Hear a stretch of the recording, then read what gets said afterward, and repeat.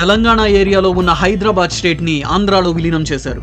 మద్రాస్ ప్రెసిడెన్సీలో ఉన్న మలబార్ డిస్ట్రిక్ట్ ని ట్రావెన్కోర్ కొచ్చిన్లో కలిపి కేరళ స్టేట్ ని ఫామ్ చేశారు. కన్నడ మాట్లాడే ఏరియాని బాంబే నుంచి, హైదరాబాద్ నుంచి, మద్రాస్ నుంచి తీసి మైసూర్ స్టేట్ లో కలిపి కర్ణాటకగా ప్రకటించారు. ఆ తర్వాత బాంబే, గుజరాత్, హర్యానా, పంజాబ్ అని ఇలా ఎన్నో రాష్ట్రాలు లాంగ్వేజ్ ని బేస్ చేసుకుని ఫామ్ అయ్యాయి. దీనంతటికీ మూల కారణం మనం చేసిన పోరాటమే, ఒక తెలుగోడు చేసిన పోరాటమే. మన చరిత్ర ఇప్పటిది కాదు, వేల సంవత్సరాలది. తూర్పు చాళుక్యులు, గంగలు, కాకతీయులు, విజయనగర సామ్రాజ్యం, కుతుబ్ షాహీస్, మదురాయి నాయక్స్, తంజావూరు నాయక్స్ ఇలా ఎన్నో రాజ్యవంశీకులు తెలుగు భాషని అఫీషియల్ లాంగ్వేజ్ గా ప్రకటించి నేర్చుకుని మాట్లాడారు.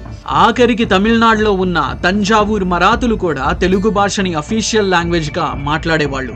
హిందీ, బెంగాలీ, మరాఠీ తర్వాత ఎక్కువగా మాట్లాడే భాష మన తెలుగు భాషే. ఇండియాలో ఉన్న 6 క్లాసికల్ లాంగ్వేజెస్ లో తెలుగు భాష కూడా ఒక భాగం. ఈ